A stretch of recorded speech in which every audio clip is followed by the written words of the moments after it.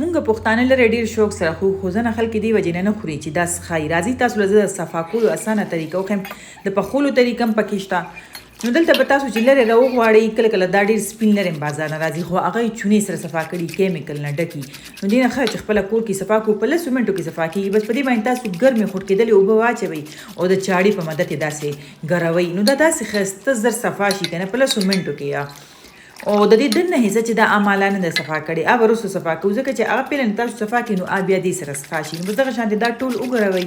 ګرمې اوبه ځان سره کېدی چې کوم ځای نه ګرېږي هغې باندې ګرمې اوبه ور اچوئ نو داسې اسانۍ سره صفا شي.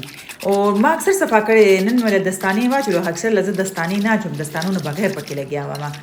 خو چې دا صفا شو هغې نه پس ما په یخو اوبو ښه ووینځلو. بیا مې پکې دا دننه چې کومه چیچړې میچړې وازدې مازرې دا ترېنه اخوا کوي.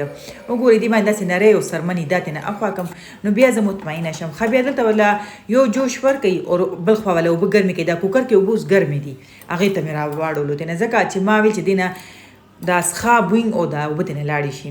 نو دلته چې دا داسې کار پرې وکړئ که نه نو ستاسو ذهن به بیخي مطمئنه شي دا صفا شو. ښه بیا دلته ولا ما د اوږې پیسټ جوړ کړی. یو چمچ مې پکې واچولو. یو غټه لونګ ټوکړه به پکې واچو. دې لونګ سره یې بوین ډېر ښکلی شي. او د دنیا او د زیرې پاوډر مې پکې واچول. دا ما ټکولې ایښې ده او مالګه مې پکې واچوله. بس دلته ولا پریشر ورکو کوکر لکه چېرته کوکر مو زر نرمول کوي خو 40 منټ کې راشي که نه 1 غنټه په کم ګیس باندې پریشر ورکوي. اوس به ولا مساله تیاره کوم. یو پیاز 3 ټماټر اوږه ادرک شنه مرچکي. نو چې پیاز سور شي حسب ضرورت اویل کې واچي مطلب چې غوړي تاسو ډېره لئ که کمه لئ تاسو باندې ده نو هغې کې د ټماټر د اوږې ادرک او شنو مرچکو پیسټ مې جوړ کړی چې مې پکې واچولو. او پکې سره مرچکي شو یو چمچه. کورکمان نیمه چمچو. ګرمه مساله مې پکې داسې نیمه چمچ واچوله. او دغه کټوۍ مساله شوه او دنیا او د زیرې پاوډر او مالګه شوه. دا بیسک مسالې چې مطلب کمې تاسو کوئ کمې کټوۍ کې استعمالوئ هغه پکې واچوئ او بیا پرې ډکنه کېږدئ. نو بس دلته چې دا مساله داسې 4-5 منټه پخه شوه وګورئ غوړي یې پرېښه نو دا سره شوه. بیا به دې کې مونږ هغه شیدلې لرې اوس واچوو. هغه داسې وچتوئ چې هغې سره اوبه لاړې نه شي لکه دا مونږ سور کوو به که نه چې دا سور شي نو د دې مزه ډېره زبردسته شي. او الله دې زما هم یو بخي هغې به وي چې دا غټې غوښې او دا لرې د اوږې او د ادرک دي هغې به دومره زیاته اوږه او ادرک پکې اچول که نه چې ویل به چې د دې دا بوی ختموي دا پکې واچوي. اوږه ادرک خو هسې هم فایده شی نه دي. ښه نو دلته دا وګورئ د دې 3-4 منټه شو او منځ کې ما بیا یو ځل بیا هم چیک کړی و. نو بس دغه شانتې چې دا مساله ښه سره شوه لا یې زه سره کوم لا سره نه ده دا دغه شانتې چې تاسو سره کوئ چې داسې 8-9 منټه سره شي یا 10 منټه نو هله د مساله پوره زبردسته تیار شي. دې کې چې کم پیاز وي بیخي حل شي. بس چې دا داسې سره شي اوس تاسو مرضي ده که دا داسې تاسو خورئ او که نه دې کې تاسو لږې شانتې اوبه اډ کوئ.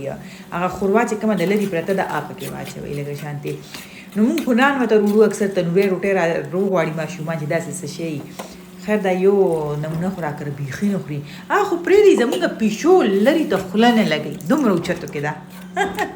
مې ځنه خلک ورته جرنیل وایي چې دا جرنیل به پخوو او ځنه خلک یې دومره په بدو مني لکه زمونږ پیشو چې وینځي جوخته نه راځي او چې پوخ هم شي نه خوري.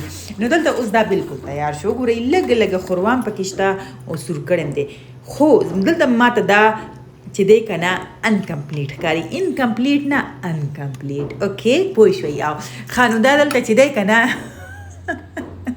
انکمپلیټ دی دا ولې چې زه به وریجو سره خورم چې کوم شی وریجو سره پوخ شي لکه نه چې کوم شی زه پوخ کړم زما زړه وایي چې بس دې سره چې وریجې وي.